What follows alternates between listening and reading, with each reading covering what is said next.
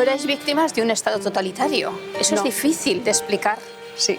Es un premio Sájarov muy diferente a todos los concedidos. Es el único premio Sájarov que se da a una organización civil que actúa dentro de la Unión Europea, porque en ningún otro lugar de la Unión Europea había llegado a haber una dictadura del miedo y del silencio por terroristas, no por un Estado autocrático, como ocurre en tantos lugares del mundo, como Cuba o Irán, que es autocrático pero de tipo teológico, o Venezuela, o la Rusia de Putin.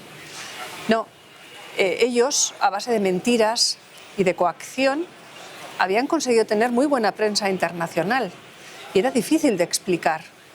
Pero en el año 2000 el Parlamento Europeo nos dio este galardón, que nos hizo muchísima ilusión porque realmente sí que la gente de Basta Ya se estaba jugando la vida. De hecho, Fernando Buesa fue asesinado pocos días después de ir a la primera importante manifestación, que no era activismo de calle normal.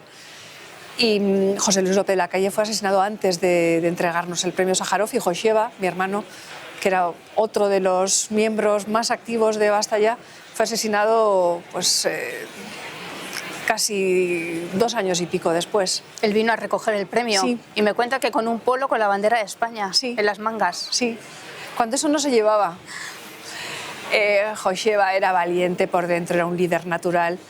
Vino también Iñaki, nuestro otro hermano. Yo no pude venir porque había salido de cuentas. Estaba a punto de dar a luz y todas las noches, como eran muy gamberros, me llamaban para reírse de mí, a ver qué pasaba. Y bueno, la niña nació poco después, y la primera reunión que tuvo Basta Ya después del premio Sájarov, pues la niña tenía muy poquitos días. Y fuimos con la Masikosi, que entonces eran Masikosis, sí, ahora no sé qué serán, y la pusieron de nombre María Basta Ya. María Basta Ya. Sí. ¿Cómo era Joseba? ¿Cómo era Joseba? Una persona que siempre pensaba en los demás. Noble, muy bondadoso, muy listo y un gran policía. Si había un delito, a la legua él lo descubría. Era impresionante. Y él descubrió en la policía, él descubrió como jefe de la policía local una de sus vocaciones de servicio público. Y eso que él venía en su juventud más juventud, en los primeros años 70, del marxismo-leninismo más radical. Es muy de la época. Sí, y de un entorno cercano a ETA político-militar. Y ese tonteo con ese mundo le llevó a tener un plus de compromiso, porque pensaba que quienes habían estado cerca de aquel monstruo tenían una responsabilidad añadida en hacerle frente y en terminar con él. Es que en Basta Ya también confluyen los antifranquistas. Sí. Esa lucha sí. por la libertad, ¿no? Sí.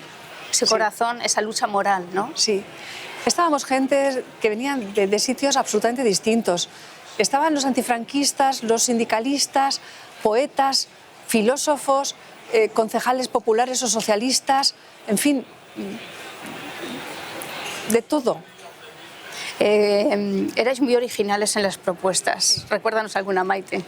Bueno, por ejemplo, lo de las llaves. Sí, bueno, las reuniones eran en un cuartucho porque nadie nos quería alquilar nada y de repente alguien decía, ¡ay, qué!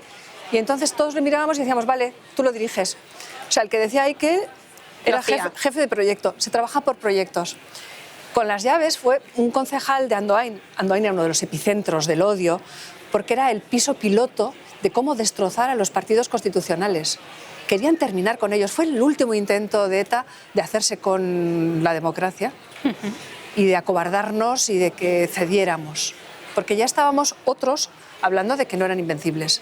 Lo intentaron de esa manera, de una manera terrible, atacando a cada uno de los humildes concejales, incluso pues gente que se dedicaba a la agricultura o quien era mujer de la limpieza. O sea que así eran las cosas. Y le llegó una carta amenazadora a uno de los concejales de Andoain, del Partido Socialista, con una llave de su portal, diciendo que tenían 40 más y que lo iban a matar. Entonces decidimos, no había en redes sociales, pero por teléfono nos convocamos y quien tenga una llave que le sobre, nos vamos a ir a la sede de Herri Batasuna. Y mi hermano Joseba preparó, eran muy manitas, una llave gigante de Polispán, plateada. Y nos fuimos allí a echar llaves a la sede de Herri Batasuna. Salieron y se volvieron a meter para adentro, pero la cara de sorpresa que tenían, como diciendo, esto no puede ser, la calle es nuestra. No.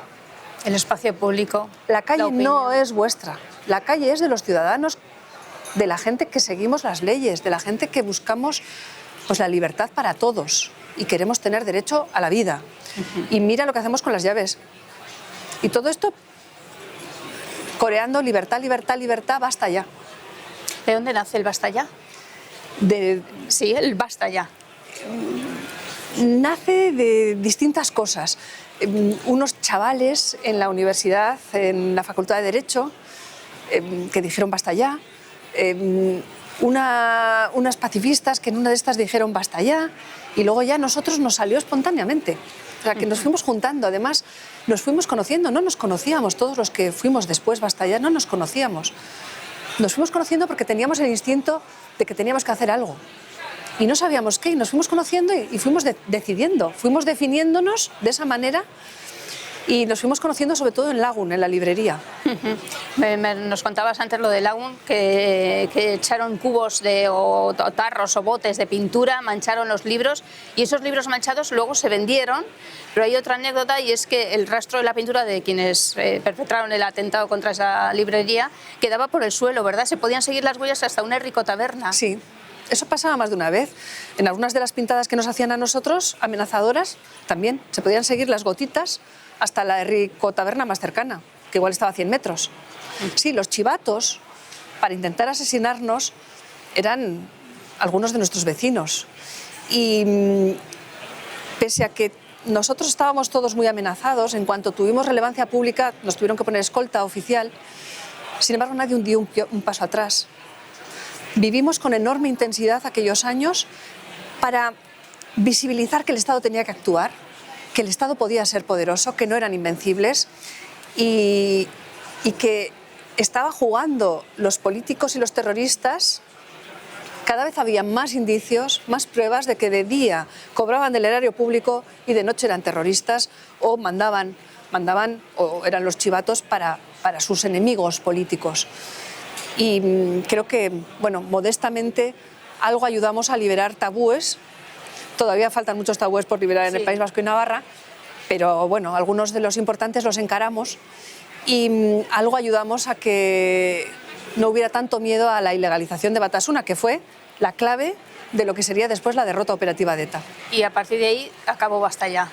Sí, poco después, claro, nosotros habíamos nacido espontáneamente y no teníamos ninguna intención de convertirnos en una asociación, ni en algo estable, ni chiringuitos, ni nada. O sea, nosotros éramos ciudadanos, queríamos volver a nuestra vida. Cuando el Estado cogió más las riendas, pues fuimos teniendo menos papel, porque el protagonismo ya era del Estado. Ya. ¿Y las subvenciones y la ayuda económica? Prácticamente no teníamos nada. El premio Sájarov nos vino muy bien porque tenía una subvención económica. ¿Y con eso abristeis la web? Más o menos. Vamos a ver, nosotros no teníamos estable casi nada. Lo hacíamos todo gratis et amore, con nuestros teléfonos, con nuestro dinero, con nuestras cosas. Y cuando íbamos a hacer algo más importante, pues pedíamos dinero. Y cuando ya teníamos dinero suficiente o nos teníamos que arreglar con lo que había, pues hacíamos una manifestación pues, para poder, las pancartas las hacía mi hermano, el servicio de seguridad lo hacía mi hermano, no teníamos problema en redactar discursos porque estaba Fernando. No teníamos problemas en que viniera gente porque sin tener nada convocábamos una rueda de prensa en un hotel, nos dejaban a 2 pesetas la sala y allí decíamos lo que queríamos decir. O sea que todo lo hacíamos así. Basta ya tenía que existir porque está claro que la población y el ciudadano tiene que manifestarse, pero en muchos momentos sustituyó también al poder político, a la oposición, al contrapoder. Bueno, el poder político de la oposición sentía el calor de que estábamos nosotros, porque cada uno de los concejales de Andoain o de Tolosa o de Basauri... Más que su propio partido, más que el calor de su propio partido en muchos casos. Necesitaban tener gente a su alrededor que les quería y que no les hacía el vacío. porque la vida perra que tenían los concejales en los pueblos no se puede describir suficientemente. La crueldad que había, pese a que eran los escudos humanos de todos los vecinos. Así que nosotros hacíamos encuentros y hablábamos y nos dábamos mucha protección unos a otros. Sí, y bueno, ellos, la política en Euskadi era terrible, era el momento en que estaban dimitiendo concejales en masa en algunos municipios como Urretxu. Tuvieron que inventarse leyes para que cualquiera pudiera ser concejal cuando ya no había nadie que quisiera ser concejal. Los hijos y las familias de algunos concejales tuvieron, en fin, una situación dramática desde el punto de vista emocional. Todas esas cosas nos llevaban como ciudadanos a no dejarles solos, porque los de San Sebastián, pese a todo, éramos unos privilegiados. Sí, claro. Y pensábamos en ellos. Claro. Pensábamos en ellos. En San Sebastián no era lo mismo vivir en Amara que vivir en Eguía. Yo vivía en Amara, vivía al lado de la comisaría de policía, a pocos metros, y eso era bueno, porque significaba que era más difícil atentarme. Y yo pensaba que algo tenía que hacer por otros que estaban peor. Mi hermano no tenía escolta policial en Andoain. A otros los sacaron, hubo concejales que tuvieron que vivir fuera del País Vasco y tenían que ir cada día al ayuntamiento. Y cuando se trataba de votar, la gente no lo tenía muy en consideración. De hecho, claro que matar sirve. No se puede comparar la situación de 1977, el constitucionalismo entonces, sí, de izquierdas o de derechas, con la situación actual. El nacionalismo sigue siendo hegemónico y además hay muchos tabús y, en fin, bastante vasallaje en alguna parte de la clase política vasca. Y ahora no suena tan raro que Otegi pueda ser el lehendakari. Efectivamente. La verdad es que todo lo que relatas ocurre en democracia, que yo es algo que creo que nunca hay que dejar de resaltar. En democracia esos concejales se jugaban la vida y no estaban protegidos por un Estado democrático, constitucional. Sus libertades, sus derechos a la participación política no estaba garantizada. Y con todo y eso seguían concurriendo a las elecciones, seguían viviendo allí. Es algo que ha pasado en España además antes de ayer. Sí.